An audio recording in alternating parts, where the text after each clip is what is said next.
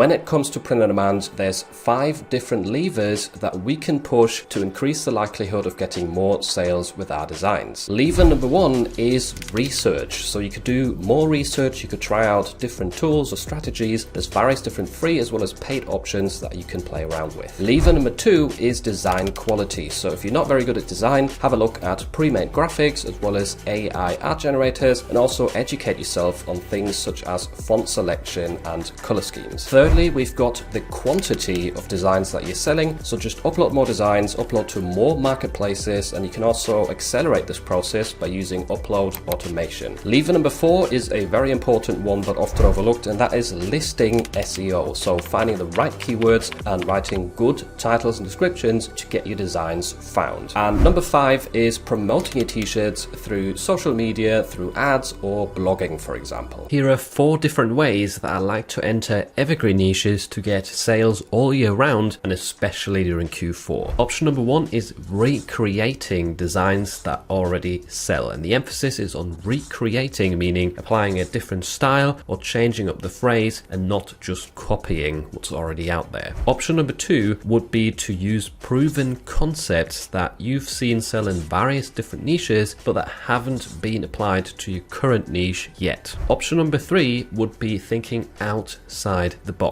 This is definitely the hardest one, but coming up with original ideas can yield very great results when you design for evergreen niches. And option number 4 is using scalable designs, which is the most time efficient way to enter multiple evergreen niches at once with the same design template. Here's how you can remove the background from your AI images in bulk using My Designs. First of all, head to the listings tab and go ahead and create a new folder where you can save all of your images into. Click on the upload button right here, select the first option, then drag and drop all of your files into this field and hit upload all. Once that's done, you can select all of your files with this button over here. Go ahead and click on actions and then hit remove background. You can generate a preview with this button over here and then click remove background once you're ready. And there we go. The results look really good. Even more complex images like this tree turn out very impressive. And to download your files, head up to actions, click download as zip, and then click download zip file. Number 1 is they stay consistent, meaning even if they've got a period where their sales are really low, they still keep on working and they value progress over short-term success. Number 2, they keep analyzing their data to figure out what works best and to double down on those exact niches and design styles. Number 3,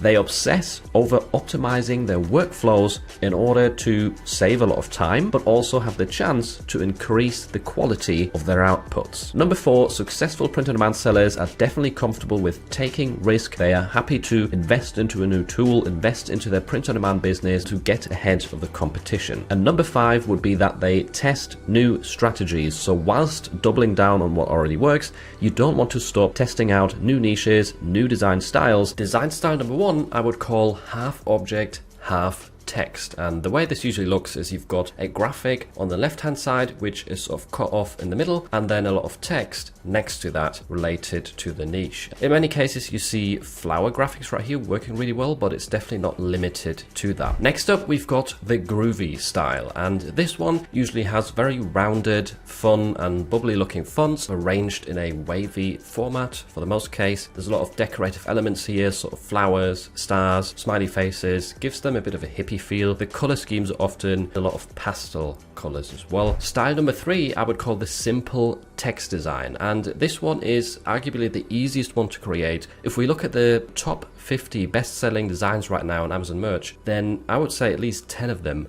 are in this specific style. You can use AI artwork on print-on-demand platforms as long as you still adhere to the rules and regulations, meaning you're not ripping off brands or celebrities or movies, that sort of stuff, and as long as you have a commercial license to the images that you've generated, because sometimes you have to actually pay for that license. You can't always just use whatever you create with these free AI tools. Check out this free font resource where I've found a ton of nice fonts in the past. fast. So you want to head over to dafont.com on your browser. There you will find a lot of different categories of fonts to choose from. We've got cartoon, we've got groovy fonts, eroded, which is a bit like the textured grunge effect, and many, many more. We can also click on top to see the most popular fonts on this website. However, to see the ones which are 100% free for commercial use, we have to select a filter up here. So head over to more options and then tick 100% free. And now if we hit submit, it's going to refresh and show us all of the free fonts that are currently really popular, which you can use in your t-shirt designs. Option number one that you've got is called dgb.lol. This is a really cool website that lets you upscale your images in various different ways. The results are amazing. It's 100% free, and they've also got some extra features such as a background remover or a Midjourney image splitter. Option number two that you've got is using Upscale, which is a software that you download to your PC, you install it, and then you've got various different models to upscale your images with, and I've tested them all. They all give you different but really good results, and the cool thing about Upscale is that it runs locally on your device, so you don't have to be reliant on a website. Option number three is Vectorizer.ai. This is a really cool tool which is currently free whilst in beta, and it turns your images into vector files. Now this doesn't work so well for photography types of images, but if you've got a very simple flat design or a cartoon themed graphic, then using Vectorizer is the way to go. Here is an advanced Midjourney prompt which will help you generate amazing looking mock-up images. There's a few different variables within the prompt that you can change to easily affect the outcome. First of all, you can change the main subject. You can make it a man, a woman,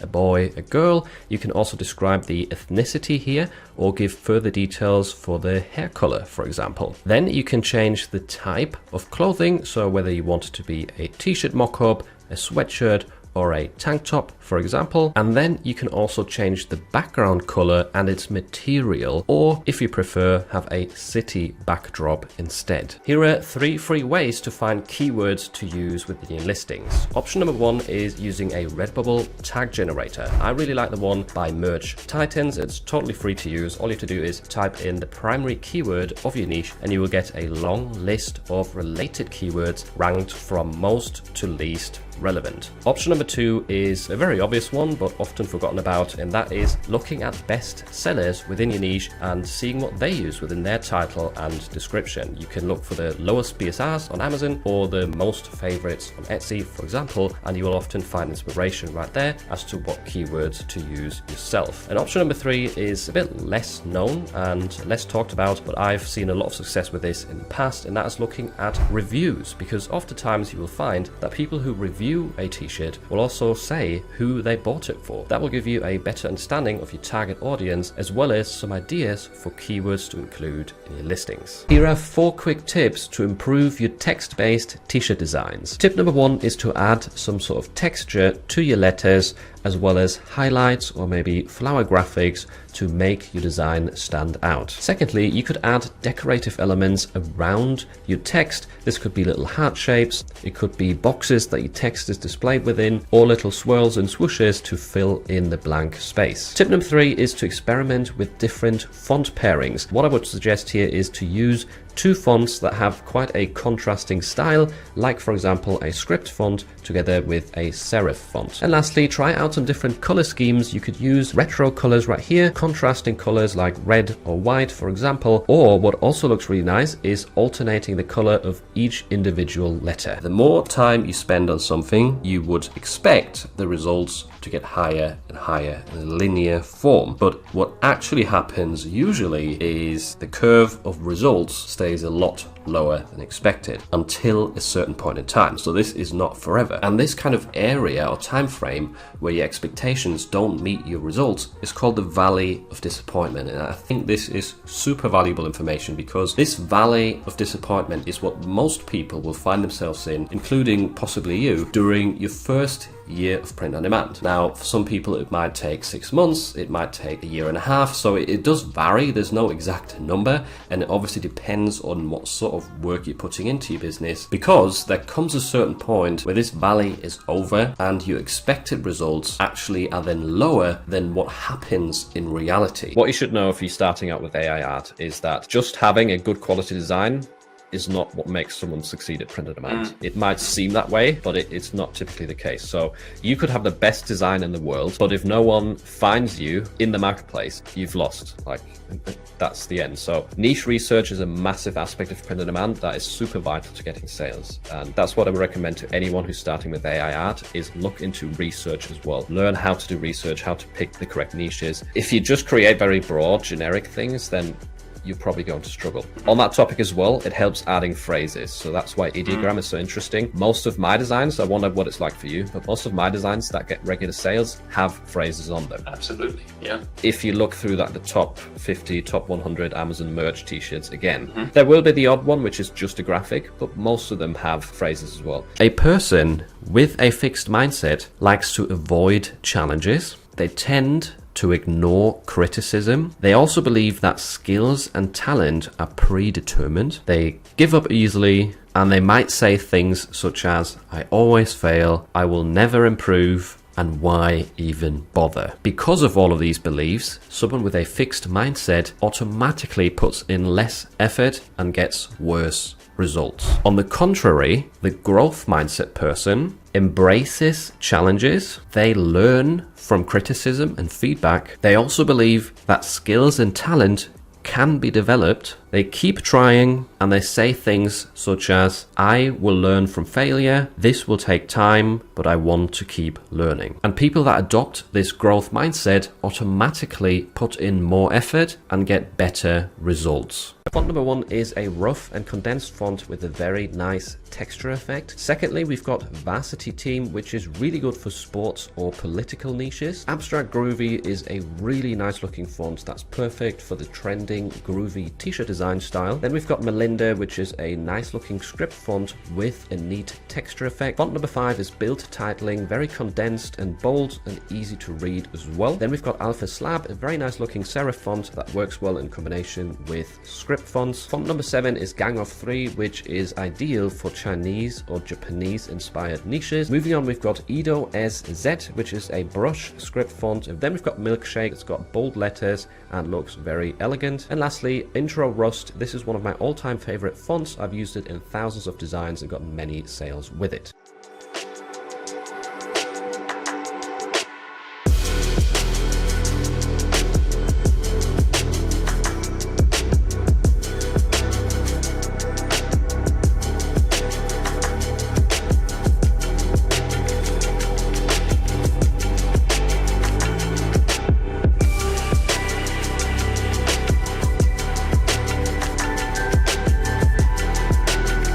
Have you actually wasted all of that time and effort? My opinion is no, you haven't, because you are measuring your success or your return on investment for your time and effort. You're measuring this on the amount of sales you're getting. That's the only metric you seem to care about. And that's just not true. All of that effort that feels wasted, the effort has gone into you. You are the result of that effort because you've learned a lot of lessons through the designs and the niches which haven't worked for you up to now. You know what not to do next. You know you need to try out something else. You've gotten a lot stronger through your failure. Failure is actually a good thing because the more you fail, the better you get. Reason number 1 is that most of your designs, whilst they might not get any sales right now, they do have the potential to start selling in the future, even 2, 3 or 4 months after you've created and uploaded them. Reason number 2, you don't have to be perfect at everything to succeed. It is way better to have an average skill set and to stick to a good routine than being super talented and actually not putting in any work.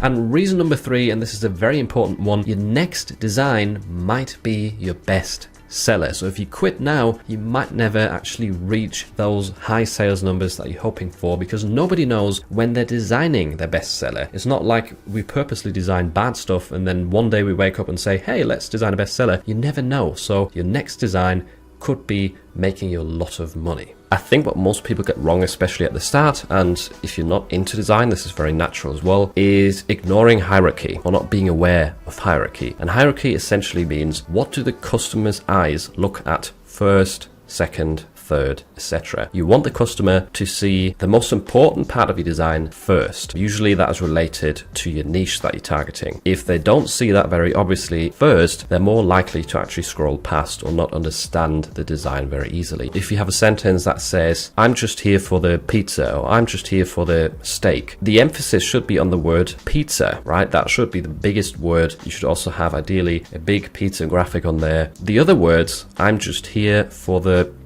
they're not very important. They can be smaller. Step number 1 is doing niche research to find low competition niches that you can get some easy sales in. Step number 2 is doing trademark checks in order to make sure that the niche you're entering is not protected. Step number 3 is creating your designs within Midjourney. You can try out various different styles and prompts to get better results. Step number 4 is upscaling or vectorizing your designs to make sure they're high enough quality for print. Step number 5 is removing the background from your images and then adding some text to them. And step number 6, the final one, this is uploading to your marketplaces, whether you're selling on Etsy, TeePublic, Amazon. Put them onto as many marketplaces as possible to have a higher chance of selling. Now, if you're looking to build a Facebook page or an Instagram site where you eventually sort of promote your product, what I would recommend is do it entertainment based. The content should be something that people are entertained by and not just you posting t-shirt designs and linking back to them, because that's not going to give you any traction. Because if you think about people that are on social media,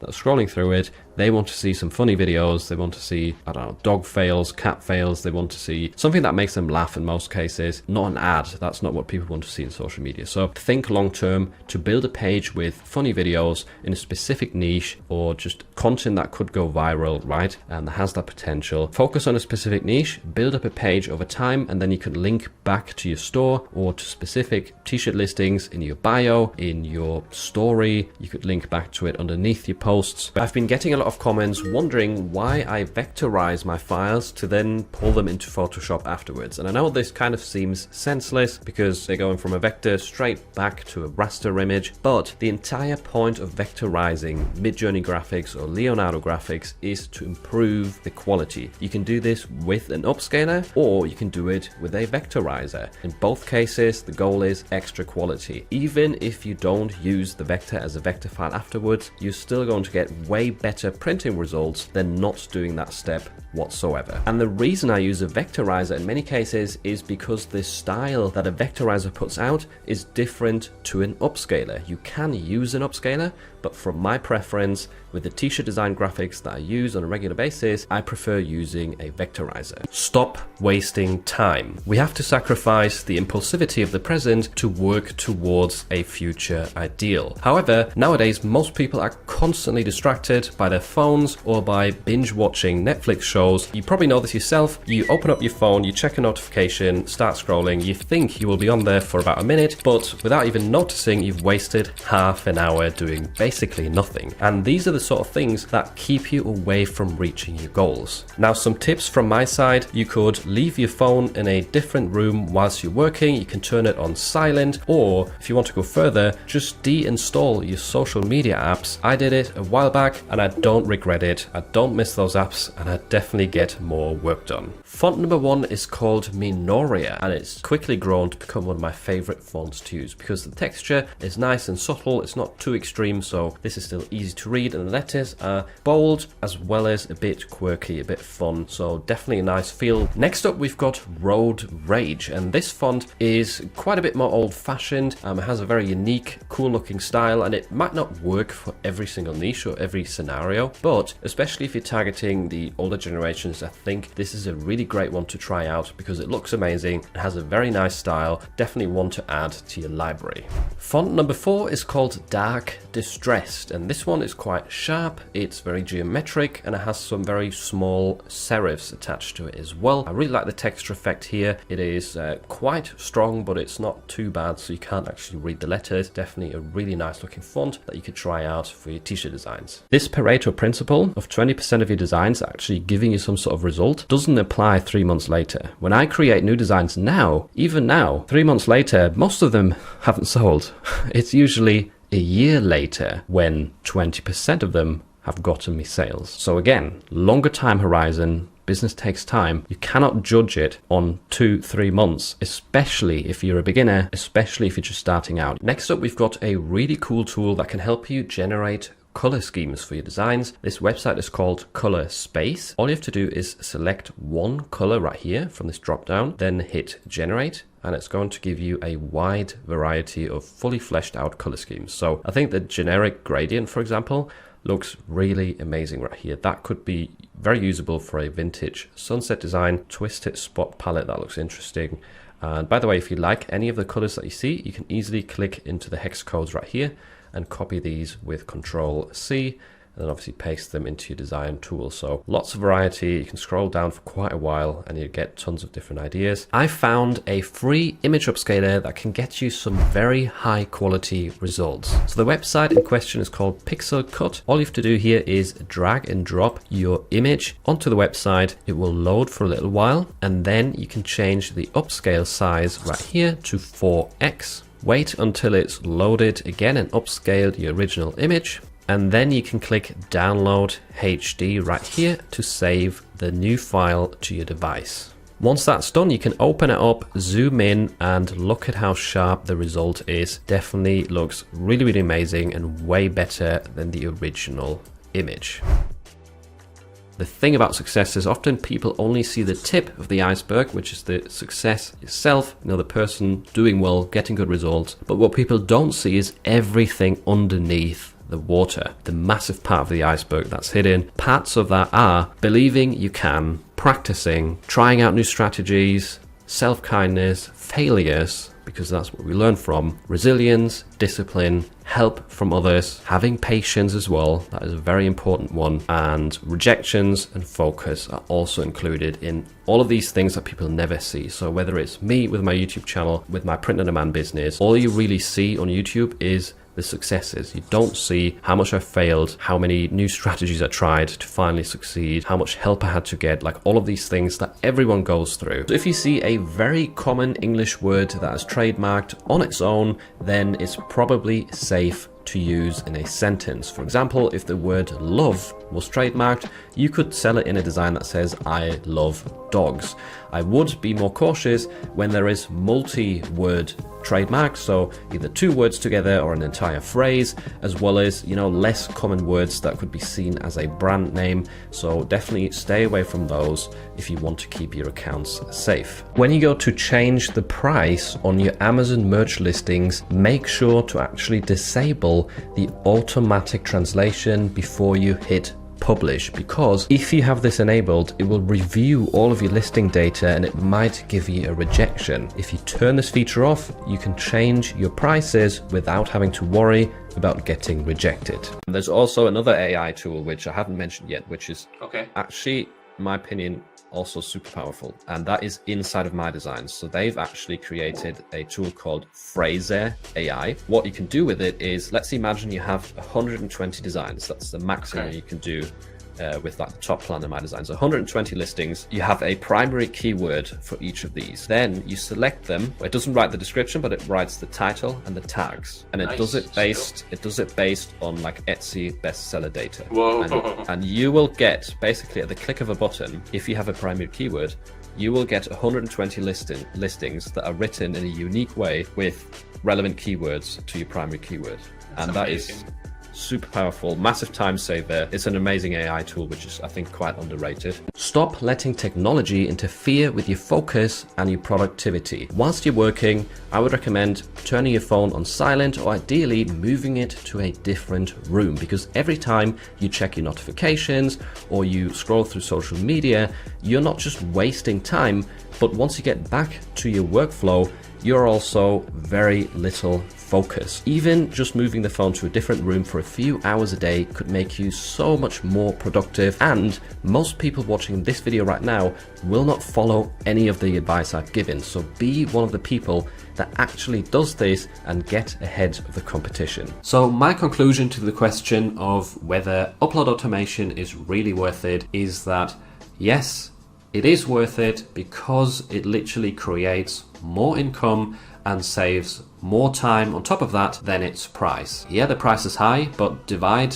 500 pounds or 500 euros by 1,000 hours, and you quickly work out that yes, your time is worth more than 50p or 50 cents. At least in my opinion, I'd quickly pay 50 cents to get an extra hour of life. But even though the tool has such great potential, or the tools have such great potential, that doesn't mean that it's all going to change your life overnight automatically. You're still going to have to put in time and effort to maintain and manage the uploads and to get used to the tool. And if you just do print on demand as a hobby, maybe as a creative outlet, and you don't really like stepping out of your comfort zone, then maybe upload automation is not the right thing for you. Here are 4 different ways that I make money online, which you can start with as well. Number 1 is selling print-on-demand products, which is essentially creating designs for t-shirts, for example, uploading those to platforms like Amazon, and if a customer buys your design, you receive a royalty. Number 2 is selling digital downloads. This could be anything from graphics, textures, mock-ups, and you can sell these on platforms like Etsy or Creative Market. Number 3 is YouTube ad revenue. So you could start a YouTube channel today, teach people something that you know, and after some time you might be eligible to receive money for the ads that are being played on your videos. Number 4 is affiliate marketing, which is essentially promoting other people's products with your custom link, and if someone buys through that link, then you get a cut. You don't need a YouTube channel for this necessarily. You could also create an educational social media page or a blog. What can you do if someone steals your design and sells it on an own website? Is it worth the time to do anything about it? Now, let's say they're selling it on a separate marketplace, then you could contact that marketplace. Typically, if they have a support email or support chat, you could tell them about them stealing your design. You could show them proof of the original design file if they ask for it, and then you should be able to get this taken down due to copyright infringement. It is impossible, almost impossible to prevent this in my opinion, because the more designs you create and the more designs you also create that get sales, the more they will get stolen, and there's nothing really you can do about it, unfortunately. If you always chase these copyright infringements and try and get your designs taken down constantly, you will be spending your entire day just chasing and chasing. You might get a few taken down, but in the same time new ones will be stolen and uploaded elsewhere. So I try to ignore this. Today I'm going to show you the top 5 best mockup generators that you can use totally for free for your t-shirt mockups. The number 5 spot goes to Placeit. They've got a massive library of many high quality mockups, and they've also got a few free ones. So in the 4th place, we've got a site called Smart Mockups, which, just like all of the other tools, is linked in the description, by the way. In the 3rd place, we've got Creative Fabrica, which has a ton of different free t-shirt mockups, and they do have a subscription plan, but you don't need to sign up to it. And the runner-up today is Mockup Mac. This is a very underrated site, in my opinion, that not too many people know about. What you have to do here is click on Get Started for free, no sign up required. And in the 1st place, we have got My Designs, which in my opinion has the most powerful mockup generator out there that you can access for free, because you can actually generate mockups in bulk. I started taking print on demand seriously in April 2019 when I quit my job. At the time, I was probably only making a few sales a month, and I never got to see a decent amount of sales until the very end of the year for Q4, Christmas shopping in November and December. From April until then, I was barely making any sales or any money, even though I was designing lots of stuff. And in fact, in my first year of taking print on demand seriously, I only made about $2,000 profit from print on demand itself. AI generated art, because it has been generated by artificial intelligence and not by humans, it's technically not copyrightable, meaning if you've created a dinosaur image in Midjourney and someone else sees it on your profile page, they could use it as well. But it's something I wouldn't really worry about, because there is so many people generating like millions of images every single day now. The chance that someone copies yours is like extremely low. And if people wanted to copy your designs, they would do it anyway. Like, we know this on Amazon.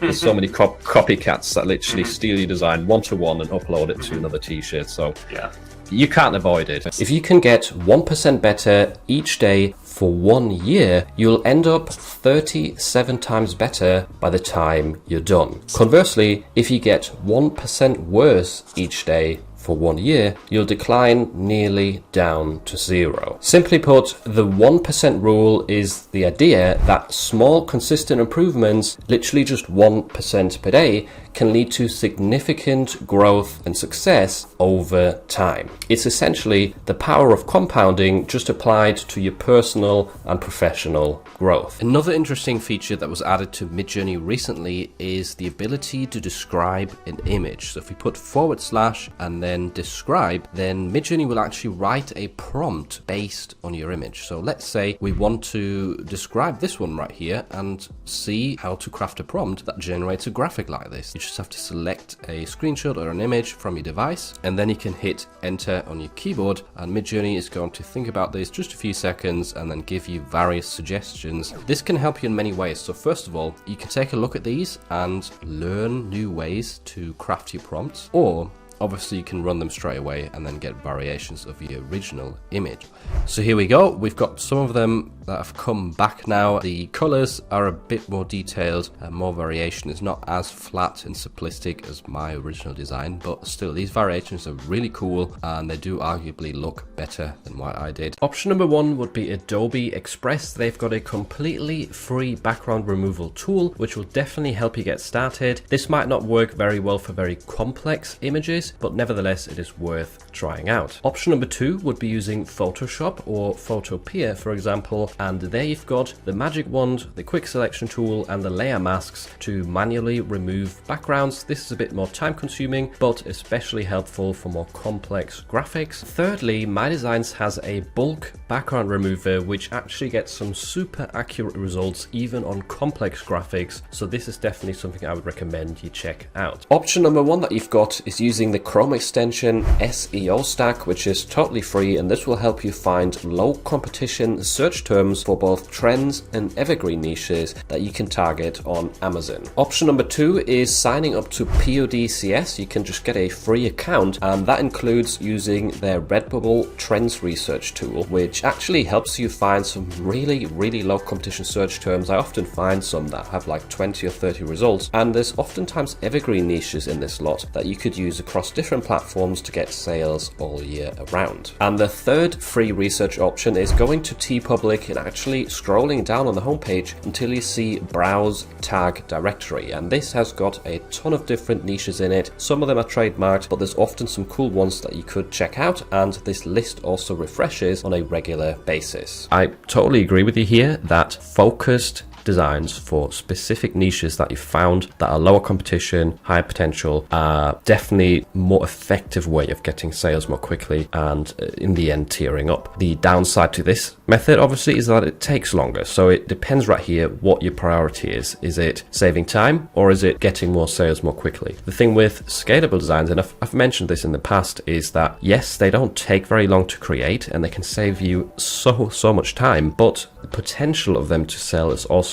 lower. That doesn't mean they don't sell, they definitely do. I get scalable design sales pretty much every day. Number 1 is TinyWow. They've got over 100 free tools that can help you in various different ways. Number 2 is Midjourney, one of the best image generators out there that can help you create graphics for your print-on-demand designs. Number 3 is ChatGPT. This can help you find niches, t-shirt phrase ideas, or write product descriptions. Number 4 would be Vectorizer to turn your low-resolution AI images into high-quality vectors. Number 5 is My Designs. They've got 5 different AI-powered features that can save a ton of time. The 6th tool is Leonardo, which is another alternative to Midjourney. It is free, but it's not as good in terms of its results. Next up, we've got DGB, a free online image upscaler that gets amazing results. Number 8 would be the Vexels Quote Generator, which is specifically designed to help you find phrases for your t-shirt designs. Number 9 would be CF Spark, another AI image generator with some really cool, unique features. And number 10 is Upscale, which is an upscaler that runs on your device. Another strategy that James Clear discusses to make your new habit more enjoyable is to make it more satisfying. For example, just put on some of your favorite music, because you can listen to music while you're doing research. It's not really going to distract you. That's something that I do quite often, and it almost gets you pumped up a bit and excited, like when you're at the gym and you listen to music. And it makes the habit more enjoyable, and you're more likely to then repeat it or to carry it on for longer. One strategy that I've used before when uploading to Merch for Amazon, because I do upload manually to Merch, which can take forever, I made myself a smoothie, and I said every 10 or 20 designs you can take a sip of this smoothie. So I'd quickly get through these different design uploads, and then I'd reward myself with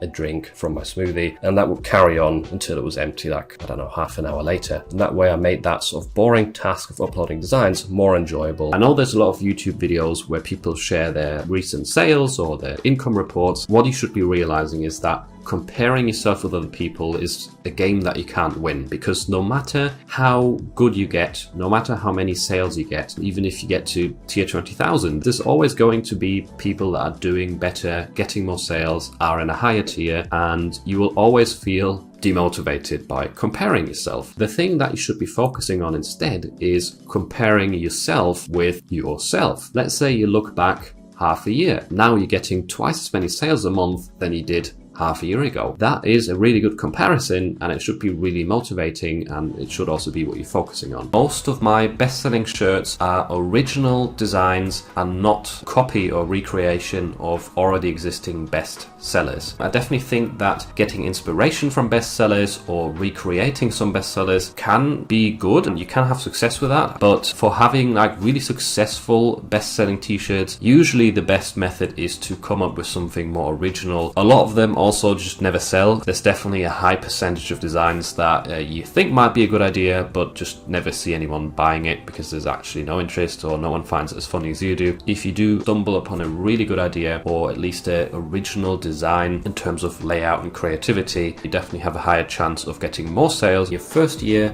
or when you're starting out, the growth that you experience is the slowest. This is why it's so hard to get started. It's really difficult initially to start growing your sales, but it's not a linear curve that only grows at this slow pace. Once you get into your second year or your third year, this curve can suddenly exponentially jump and sort of snowball. You could call it a snowball effect as well. If you roll a tiny snowball down a hill, it's going to start off very slow because it's so lightweight, won't really get much traction or momentum. But as soon as it reaches a decent size, it's going to accelerate, keep picking up more and more snow, and turn into this massive, powerful force that rushes down the hill. Definitely bear in mind that your first year is usually not a good reflection of how print-on-demand sellers perform or how print-on-demand businesses can do. I think there's a lot of people out there who've sort of got into their comfort zone of uploading to Redbubble or uploading to Merch for Amazon. Maybe you've even got 2 marketplaces together, but you don't want to expand because it's going to take more time. You have to learn new stuff. However, you're really holding yourself back. I often hear people say, I'm in tier 10 on Merch for Amazon. I can't create evergreen designs. They're not worth it because I don't even have the slots to upload them. And I always say, well, just open a shop on TeePublic, open one on Spreadshirt. There's lots of websites that are relatively easy to upload to. You can use the same designs that you have somewhere else. You can use the same listings. Whichever marketplace you're selling on at the moment, it's not the only one you should be considering. Keep expanding, keep trying out new ones. Your best platform might be still waiting for you. You might be holding yourself back by only trying out 1 or 2. One of the best tools I've found recently to help you with print on demand if you're using AI generated artwork, and that is Vectorizer AI. This site is currently in beta and it is free while in beta. All you have to do is drag and drop an image into this. Now it works better with t-shirt design types of graphics. It doesn't work as well with photography, but it's essentially an alternative to using an image upscaler, because Vectorizer AI turns your images into vectors, and vectors, in case you didn't know, are infinitely scalable. So if we zoom in really far right here, we can see the vectorized result on the right hand side, and on the left hand side the original. So we've got the terrible, blurry 1000 pixel Midjourney result, and on the right hand side we've got a very smooth vector. There's multiple income streams with print on demand that you can build up. You can use the same designs on various different platforms. There's so much free educational content out there to learn from. There's so many YouTube channels that teach you how to be successful in many different ways, because you have to remember there is a million ways to roam. Print on demand is basically free to start. There's no or hardly any upfront investment. If you want to start, you really just need a computer, internet access, or you need some free time obviously. But besides that, you don't need to do the typical things which are often the case in businesses. Here are 3 free print on demand tools that you need to bookmark right now. Number 1 is wordclouds.com, which is a really cool tool to generate word cloud t-shirt designs very easily, and it has tons of customization options. Number 2 is Top Bubble Index. This is a really nice free site that helps you find keywords and tags for Redbubble and Etsy. And thirdly, we've got SEO Stack. This is a Chrome extension that you can use for free to find low competition evergreen niches on Amazon. So if you want to get better at print on demand, one of the most effective ways to learn new skills and retain new information is actually not to just watch tutorials, but to also then teach the information you've gathered to somebody else. Because in order to teach to someone else, you need to properly organize the information in your mind to then turn it into content, whether it's a video or whether it is a picture on Instagram that gives like tips and tricks. And then you will quickly notice by teaching to other people, you will actually get way better at the skill that you want to succeed in. Too much comfort creates discomfort. If you always just sat down, your back will start to hurt. If you always eat fast food, you're going to get unhealthy. If you always give in to instant gratification, like watching Netflix all day, for example, then you will be left feeling unfulfilled and depressed. On the other hand, discomfort can actually create comfort. So for example, if you do physical exercise, that might feel uncomfortable at the time, but it will make you feel better mentally and physically afterwards. The same goes for print on demand. Deep and focused work might be uncomfortable sometimes, but it will benefit you in the long run with the comfort of financial freedom. And a wise man once said, do the hard work, especially if you don't feel like it. Where you're going wrong is you're focusing on the quick and easy part. And you're probably thinking that there's all these people out there who get rich quickly, and I'm sat here trying the same thing and the same methods, but it's not working out. It's being very slow progress and it's taking me forever. But if we think back to a value definition, we would actually understand that in order to achieve something valuable and respected, like running a successful, sustainable business, we need to go down the slow and hard route. Because if it was quick and easy, everyone would have a business, it wouldn't be valuable, you wouldn't be watching videos about it, because it would just be easy. You could just snap your fingers and get there. Is using ads essential to making POD, especially Amazon merch, a successful full-time job, or can you make your Amazon merch successful with just organic sales? And from my experience, yes, it's definitely possible to do it organically, because I didn't actually start using ads until I reached tier 20,000 on Amazon merch. That was pretty stupid. Like, I should have really done it sooner. I should have started using it sooner, because it does help.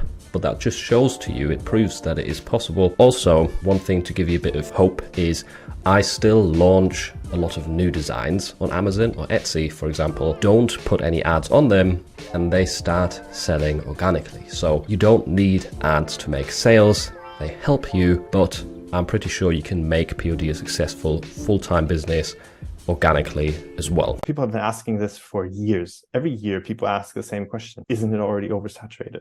Like back in 2012, I'm guessing. Yes, people were already asking this. Yeah, it's always the same thing. And yes, is there more supply than there was 10 years ago? Of course there is. The question is there also more demand?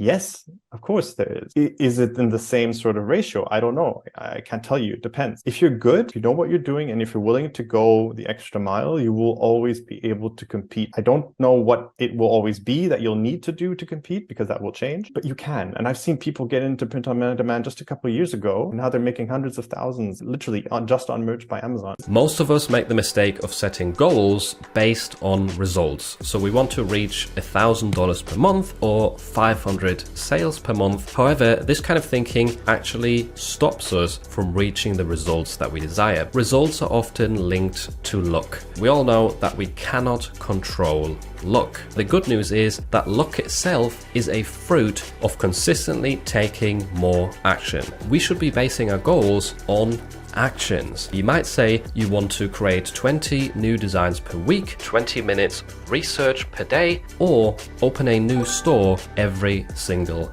month. So if you focus more on these action-based goals, results will eventually follow because you're provoking more luck.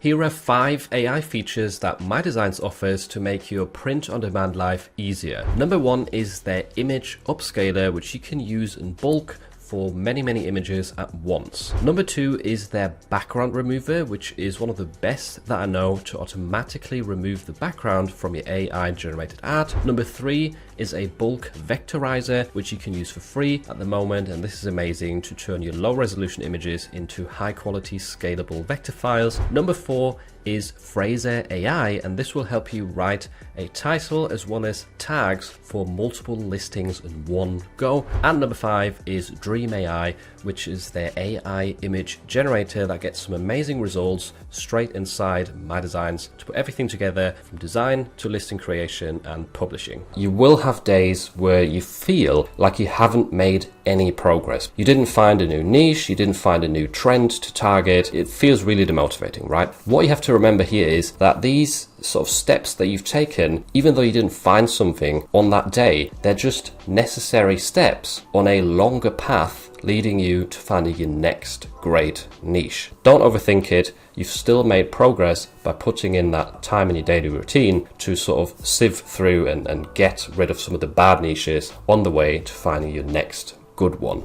Here are 3 AI tools that can help you out with your print-on-demand business. Tool number 1 is Midjourney, one of the best AI image generators out there, which will help you create t-shirt designs, sticker designs. You can create patterns for all over print, and ideally, if you're creating t-shirts, you also want to add some phrases to your designs to make them stand out. And that brings me to tool number 2, which is Vexel's quote generator. This is specifically designed to give you really unique and original phrases that you can then use among your graphics. You can enter any topic into this tool. You can also select the length of the phrase as well as the mood that it comes in. Tool number 3 is ChatGPT. This can help you in many different ways. You can ask it for niche ideas. You can ask it to write a title or a description for you to make that process a lot easier. And overall, this tool can help you save tons and tons of time. You probably know that it takes quite a while to get successful with print on demand. It's not a get rich quick scheme.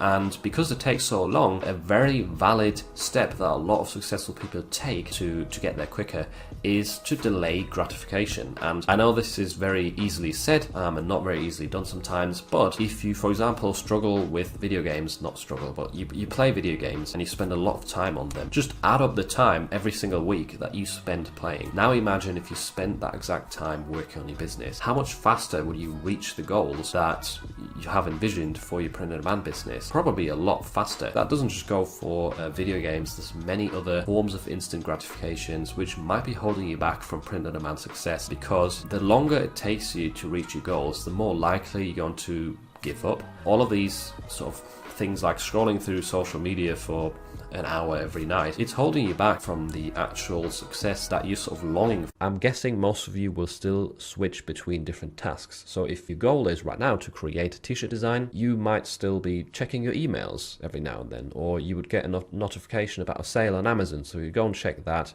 you change the price. Discord might give you a notification, and then you quickly check Discord and you reply to someone. This is again killing your focus from the main task at hand, and it's going to make you less productive. So stop switching tasks, stick to what you're doing right now. You don't have to check your emails constantly or what sales have happened. You can do this at a later point in the day or once you're done with the main priority task at hand, and that way you're going to be way more productive and way more focused. You might have a regular seller that gives you sales throughout a year, and then it suddenly just falls off. The BSR goes really high. What I would recommend to you is look through the listings that have sold for you. You can do this on Pretty Merch, you can do it with Productor for Merch for Amazon. You can filter out all the designs that have sold and look for designs that you haven't noticed sell for ages. What you can do with those is just decreased the price massively. So it might still be priced at $19.99 because it was a regular seller and you've just forgotten about it whilst uploading new stuff. So drop the price to $15.99 or maybe even $13.99. Just give customers an incentive to buy this again, especially if it has reviews. Once a few sales trickle in and the BSR drops again, that's when this design could turn back into a regular seller, just by you spending 5 seconds to actually change the price. So you really have to get into the mindset here of valuing progress over short-term success, because with most of the things you do within print on demand, there is no short-term success. Yes, you might get like an instant seller one time out of 1,000 designs, or you could infringe on some brands or break the rules of websites and that way get some instant success and make a lot of money. But most of the time, all you're doing is you're making progress towards your goals and slowly building up your income, which doesn't feel amazing because you don't really get instant feedback. It almost feels as if you're wasting your time. You don't get instant rewards for your work, but you're getting progress and you don't get paid for progress. That's an unfortunate truth, which is difficult because you have to be patient, stay consistent, and you're going to reach your goals in the long run. One thing that people often miss is when they look at the search results of a certain niche. Let's say it's got 1,000 search results. If you upload 10 designs to this niche, then you are 1% of the search results, which is very, very small, right? It's hard to get sales that way, hard to get found, even if you've got a good title, a good design, etc. What if you just created more designs in that same niche? What if you saturated it, if you fattened it out? If you had 100 designs in this very same niche, you would be 10%. So it is a lot more likely for your designs to be found when someone searches for these specific designs. So especially if you've gotten a few sales before in a specific niche, saturate it. Add more to it, and quite a lot. Like, you don't have to hold back. If you're already getting sales, if you've already got some validation, create similar designs to the ones that have sold, but also some new ones that have got a new spin, maybe a new cross-niching idea, or that are just targeting a different specific group within that niche. Tip number 2 is regarding zip hoodies. I'm guessing many of you upload your designs to these products, but you probably don't get too many sales on them, and that's generally been my experience as well. However, recently I've seen a lot more of these zippers sell for me since I adjusted the placement of the designs when uploading. So there's 2 alternatives to this default alignment right here, which isn't ideal because you've got the zipper going through the middle and also the print area is quite small. So what I've been doing is either sizing this down, making it smaller, and placing it over the left chest. The even better alternative, at least in my opinion, is to remove the artwork from the front like this and then upload it to the back print area instead. Because this way we don't have the zipper in the way, we've got a way bigger area to work with. So especially if you've got very tall designs that fill out, you know, a tall rectangle like the standard t-shirt, and from my experience recently, those designs work a lot better. I have a total of 270 listings on different POD platforms, still not having a single sale. What am I doing wrong? I don't know. This is a very good question, and it's also questions that I get all the time. I've got 100, 200, 300 designs or listings and I've not had any sales, or I've only had one sale, you know, what's going wrong? And there's a few other factors that play into this, like how long have you had these listings? Did you put them up 2 weeks ago? Did you put them up half a year ago? That definitely makes a big difference. If you only put them up very recently and they haven't had a sale, then that's extremely common. If you put them up like 6 months ago and still nothing is sold, then I would say there's probably something wrong with your designs, with your listing SEO. Maybe your niche research wasn't good enough to sort of guarantee some more of these to start selling. If they're more recent, if you only uploaded in the past few weeks and you didn't get any sales, it is very, very common. That's my experience as well. Most of the time, social media is literally designed to draw your attention, to keep you hooked and to keep you scrolling on the apps. And that's why I think getting rid of social media is one of the greatest things you can do to increase your productivity. You can just deinstall the apps from your phone, try it out for a few days, for a couple of weeks. I'm sure you're going to get more work done, because if you're honest with yourself, most of the content that you're consuming is probably not very beneficial. It's just, you know, funny videos or memes, or maybe you're reading through comments a lot. There is educational content on social media, don't get me wrong, but most of the time you are just wasting hours and hours on those apps, scrolling and scrolling, and you're not really gaining much from it.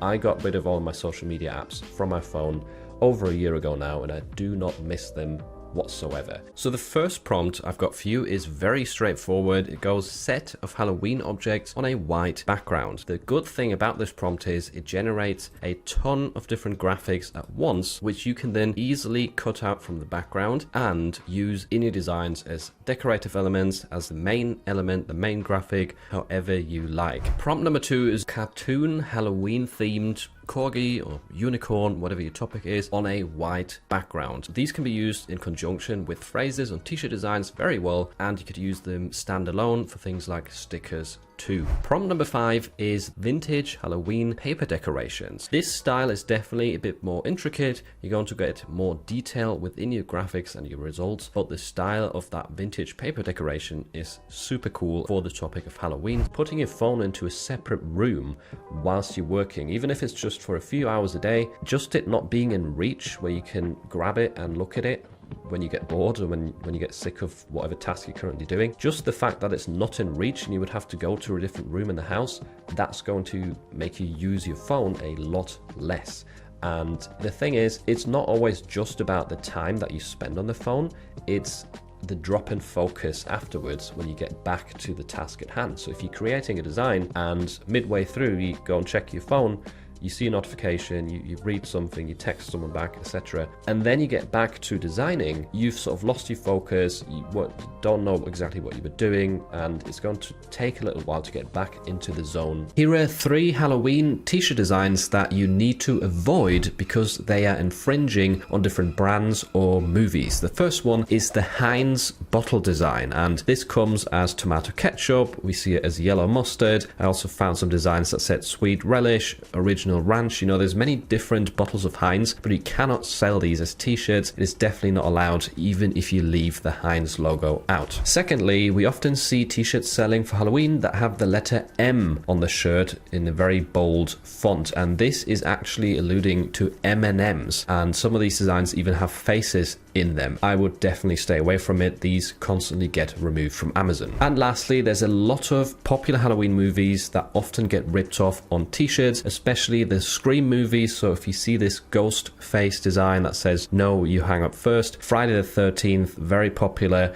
and the movie It with the clown that says "free hugs." Prompt number 4 gives you a watercolor style, which looks really, really amazing. And notice as well how I've included a color scheme within the prompt, which in this case is orange, mint, and pink. But obviously you can alter this color scheme to get various different results. Prompt number 8 makes it really easy to target seasonal trends with very nice looking graphics. And there's a few things to mention here about this prompt. It starts out with cute Halloween themed, and obviously you can swap out Halloween for other holiday topics that you might want to target. Prompt number 9 is probably my favorite out of them all because it gives you a vintage sort of distressed looking graphic, and we've got an American flag embedded into it, which is obviously really suitable for July the 4th, but you could also alter the prompt and swap out the word American to various other countries to get a different style. A lot of beginners might see a t-shirt with a low BSR and they think, if I create the same sort of t-shirt, I'll have a low BSR. Usually that t-shirt has a low BSR because it was the first out there and established that BSR rank over time. People who are new think, like you said, oh, I found this, I'm doing my research, this does really well, I'm going to just copy it and put it up there. But that's what everybody's doing. You're going to be buried on page 10 or 12. Nobody's going to find your stuff because it looks exactly the same. Those that already have the sales are going to push you down and get the sales. And then you're going to wonder why I'm not making any sales. And it's because nobody's finding you because you're buried. I was so naive. I got started in January. So I remember making some Valentine's Day designs, and I made like 1 or 2 designs for Valentine's Day and thinking, okay, I'll get a couple Valentine's Day and then I'll get a couple St. Patrick's Day. The small amount of slots I had, I spread into these extremely competitive niches without niching down at all. I mean, I literally think my first one was a heart that said Happy Valentine's Day.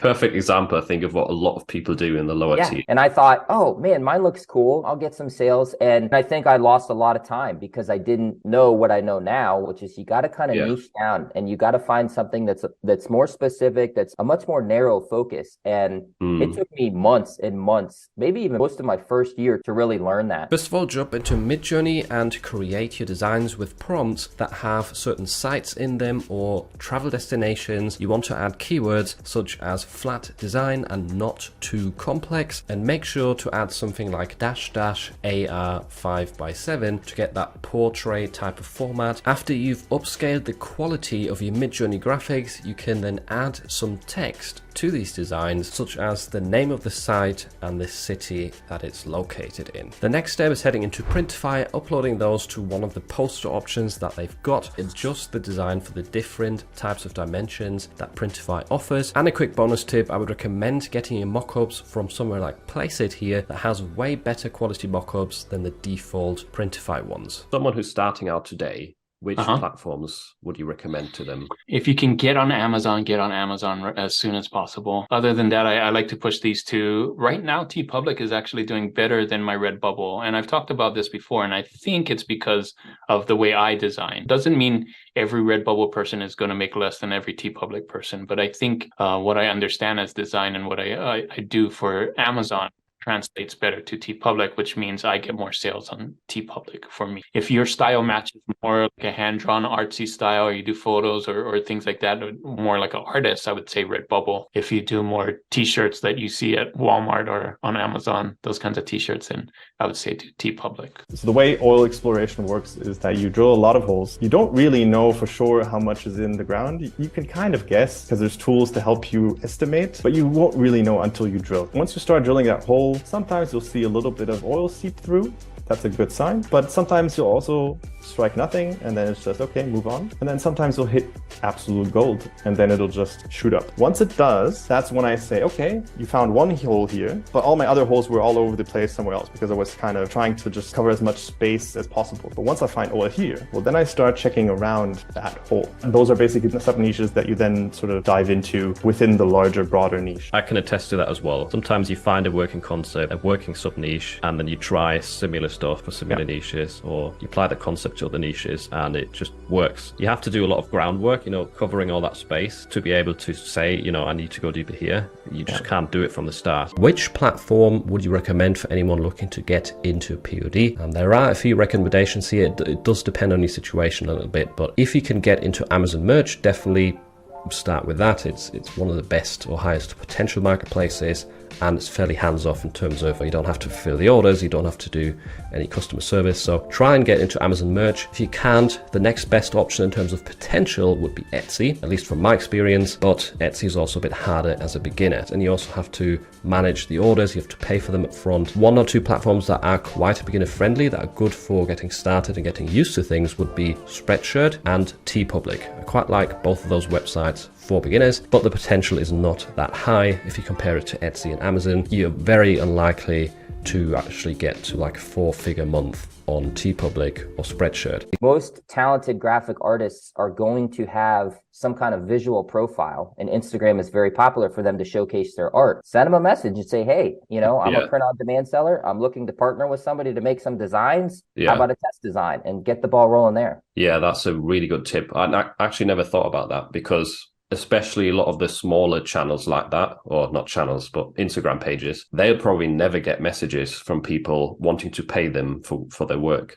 I know, because when I started out with logo design like 5 years ago, I started a page like that, and you kind of hope for that to happen, like a customer just to come to you, but it never does. So that's definitely a great tip. Find some hidden talent. You could just search for t-shirt design, or definitely maybe even print on demand. Maybe you'll find print on demand designers through searching that hashtag. Just a quick warning for anyone who's starting to sell on Tostadora, because if you've ever clicked into the view sales and royalties tab, then you might be confused that you're not getting any views whatsoever for your shops. However, as you can see with my example here, even a store that's getting regular sales apparently has no visitors for me. So it seems like the view or the visitor statistic is broken on Tostadora. So don't be disheartened. You're probably still getting views even if it says 0 here. It's totally natural if you're starting out and you don't have a design background that your designs are going to be bad at first. Yeah, for sure. There's nothing wrong with it. And they will get better. If your first 10 designs don't do well, that doesn't mean you'll completely fail at print on demand. It's the giving up part. That's when you're failing. You can get to a point where they look a lot better if you keep learning. Yeah, I've had the saying, by not getting results isn't failing. You only fail when you stop trying, because then you've literally ended it. But if you keep trying and then you have like these mini fails until you succeed, they've never been fails, they've just been lessons, you know. But if you do decide to stop, then that fail became an actual fail. You have to fill out your listing with as many high value keywords as you can to be indexed in lots and lots of different search terms. Then run an auto campaign to find sort of the best performing search phrases or products, and then you go ahead and create a manual campaign. Is that right? Yeah, I would say that pretty much sums it up. Using relevant keywords. Of course, you don't want just like off the wall ones, but I do see a lot of people worrying about like keyword stuffing and so forth. I don't really care about that. Like, do what you can get away with and it makes sense. The real goal is just index for as much as possible as you can. I mean, you'd be surprised, especially once you start running ads, you look at your search term reports, you will be completely surprised in what will sell for your product. This truck aimed at boys, probably, most likely. A pirate, once again, probably kids themed design right there. Really cool idea. On the left, I thought this was a good spin or a good cross niche example for this Valentine's Day sub niche, because they've crossed this design style with pride or LGBTQ. That's another way you have to think about this. Rather than just approaching different niches like animals or different hobbies, you can also cross niche it with another popular topic, and that way target a more specific audience. Really good thinking outside the box. Say if I had a website about pets and it was about terrier dogs. So I've got articles all about terrier dog breeds, toys and what they eat and questions people ask, you know, and I'm building an audience or a targeted audience of their terrier dog owners. Then I might create a print on demand shirt through merch that says Terrier Mama or Terrier Daddy, and it's got a Yorkshire Terrier on it. And I could put that on my website. It doesn't cost me anything. Now I have somebody who's already interested in terriers because they're on my site, and they might be a terrier owner, and then they see that and they say, oh, wow, that's adorable. And they click it. They have the trust of Amazon. It takes them to that Amazon listing and they buy a shirt. I've had some pretty good success with that, and I think there's a ton of potential there. When you say shorts and TikTok and that sort of stuff, what do you mean? Do you mean posting video mock-ups of your designs? What's the idea with the content that people should post? I think it's more about the niche in general and not the designs. It's all about soft selling. So I wouldn't spam an Instagram account with all my designs and mock-ups and mock-up videos. I wouldn't do that. But if let's say I've got like a dog niche, I would do dog videos and like generic things that have no relation to a t-shirt. When someone comes to look at my page, they're not like, oh, this person sells t-shirts. They don't know. They just think, oh, viral content. But they clearly like dogs if they're going to be following and liking and engaging. And then every so often, I'll post a t-shirt or I'll post an ad to a t-shirt, and I'll have obviously the link in my bio. And it'll be a much softer sell. There's so many YouTube videos that you get recommended So of many. This new way to make money, that new way to make money. Like we can see it now again with artificial intelligence, 10 ways to make money with AI tools. And it is very tempting to try out everything, but you kind of have to take some risk, decide what you enjoy most, and go a bit deeper in that direction. Of course, if after half a year you've literally seen no progress, do something. But if you try everything and give everything like 5% of your time, it's most likely not going to work out that well in the end. Both vectorizers and upscalers do a great job at increasing the quality of our low resolution AI art. Both of them have their ups and downsides. However, you don't have to worry about it too much. Just try them both, see which one works better for you. If you're working with vectors a lot and that's what you're into, use a vectorizer. If you're often working with photography, with Photoshop, photo editing tools, then just use an upscaler. It just depends on your situation. It depends on what sorts of ad you're using. Think about it, try out both options, whatever works best for you, whatever increases the quality enough will do the job. What are some good free and paid methods, in your opinion, then, for people to market their products? So the classics, like, you know, YouTube Shorts at the moment, super good for free. Instagram Reels, TikTok, Pinterest is always good. Twitter's good as well. LinkedIn is quite good. Just the normal social media platforms. And then for paid, TikTok ads are blowing up at the moment, so I highly recommend those. Like really, really blowing up. If you know how to do, or if you learn how to do Google ads, that's huge as well, because you get some really cheap Google ads, and people are literally searching for, let's say, a cat coffee t-shirt. They search Google for it. If you're showing up at the top there with an ad, you're probably going to get some sort of a sale if your price is good and your design is good. So Google ads is great. TikTok ads is great. Try and reach out to your sort of circle of either friends or family or coworkers or local businesses in your area and offer them some kind of custom product. Offer them, hey, I can make a shirt for your employees that has your business name and your logo and your phone number, and I'll do it for $13.07 a shirt. Don't try and make any money. I think that's gone up slightly. I think it's like $13.50 now, probably with the Is price it? Okay, change. well, yeah, $13.50. But it's still right. cheap. I guess it's still cheap. The point being, don't try and make, a bunch of money off of them. Do it for cheap. So that way, A, you have a better chance of landing the sale, but B, you may build that relationship out because that business owner or that mother, she may tell her friends and say, hey, I've got a buddy of mine who will make shirts for your kid's birthday party or for your kids to go wear at summer camp. We are knocking on the door of the best time of year where you really get paid for the hard work you put in. And you know what I mean? Like having that long vision to wait for October, November, December. For the people who haven't been through a Q4 yet, or maybe started really late last year, it is very, very achievable to like 4x, 5x your sales, monthly sales I'm talking, in November or December. So if you're not really happy with your numbers so far this year, don't stop designing stuff, because you could have 500% as many sales in December.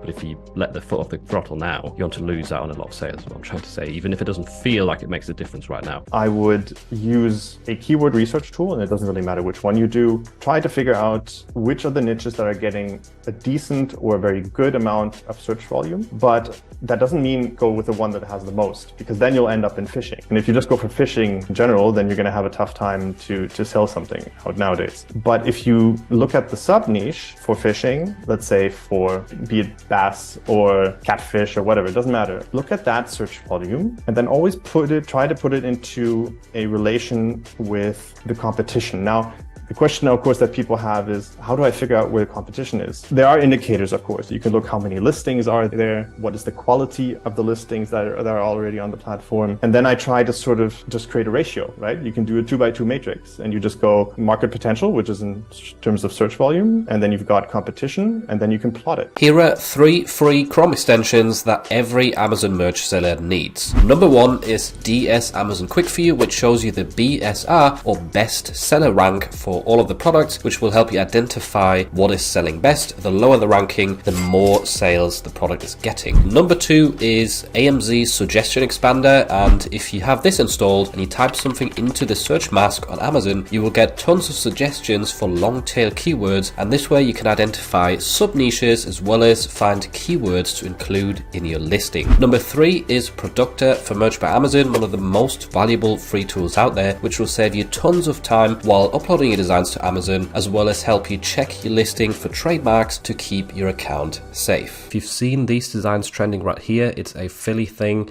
There's some with extremely low BSRs recently posted. Do not sell them. These are related to a popular football team in the USA, and you're not allowed to sell these. You will get rejections, you will get your designs taken down, and most likely your account terminated if that happens too often. Just don't do it. It's not worth it. These are definitely on Merch by Amazon's radar. They're all selling really well, but just because other people have managed to get them through the rejection algorithm doesn't mean that your designs will be safe. If you have a product that is selling 5-10 units a day, you do want to be a little more diverse in how you're approaching your advertising, but having one campaign for each automatic targeting group. So that's like when you go deep into the campaign, you get your loose match, close match, substitutes, complements. I'll have a different campaign for each of those in order to utilize the placement adjustments appropriately for those.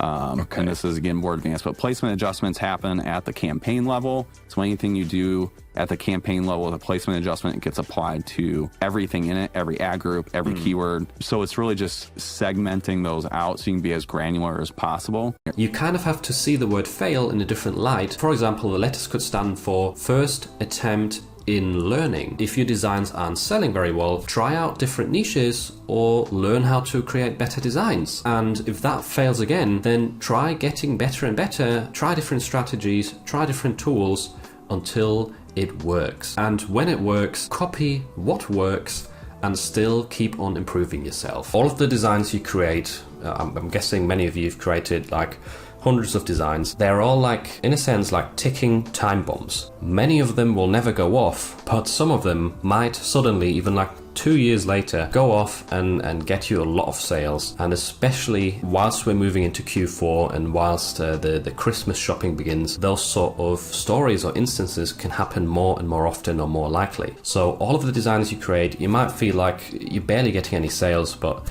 Trust me, they're like ticking time bombs that can eventually go off. So in order to stop getting as many rejections, you need to do 3 things. Number 1, familiarize yourself with the Merch by Amazon content policy and make sure that you actually understand what all of the points in it mean. Number 2 would be to install the free Chrome extension Productor for Merch by Amazon, because it will enable you to quickly check your entire listing for trademarks to make sure you don't get rejections as easily. And number 3, I would recommend only uploading to standard t-shirts as a test to begin with, because if you have all products enabled, then you get way more rejections, which might be worse for your account health. So here's 3 options to use Midjourney to sell print on demand. Number 1, you could create t-shirt design graphics that you can then combine with different funny phrases to get sales on various different platforms. Option number 2 would be using --AR, meaning aspect ratio, to create images in a format of 5:7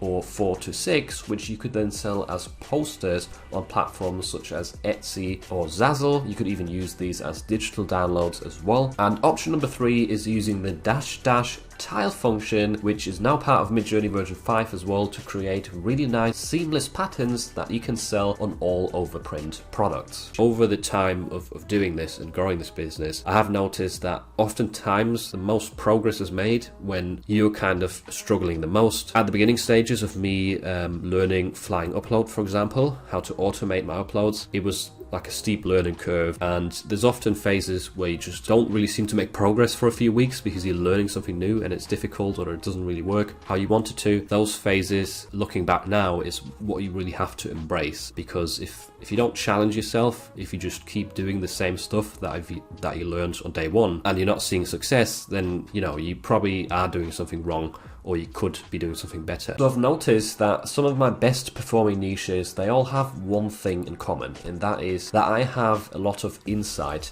into the target audience. So I know, first of all, what age the target audience group is. I know what sort of things make them laugh, what they find funny, what their struggles are with their hobby or their passion, and what will get them to have an emotional response to a t-shirt design. So think to yourself, the niches that you're selling in, do you actually know the target audience? If you don't, do more research, try and create better designs that actually fit your customers. Evergreen or trends, which one is generating more sales for you? So this one's easy. Evergreen, definitely, but my percentage of evergreen to trend designs is very, very skewed. So it's probably like 95% evergreen, if not more, because I've created so many scalable designs that definitely really helps.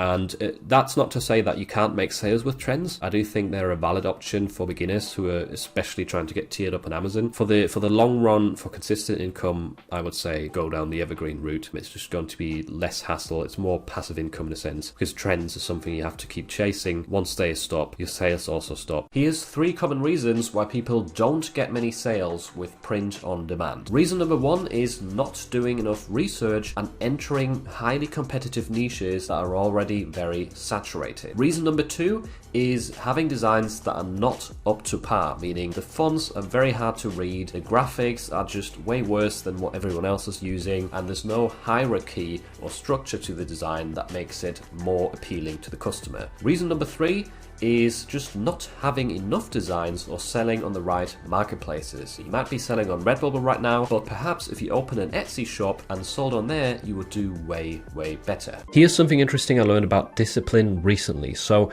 a lot of you might assume that if you don't feel motivated to do something, then you're not going to do it. You need to feel that motivation to get going. However, the thing is, you cannot fake motivation, meaning if you feel super motivated, you still might not do the task. However, if you're not motivated at all and you do the task, that essentially means you were motivated enough. So discipline is doing the difficult tasks even when you do not feel motivated. That is the most important time to actually take action. Do not wait for the feeling of motivation to occur for you to take action, because the feeling of motivation doesn't even guarantee action. The only thing that guarantees action is you taking that first step, no matter how you feel.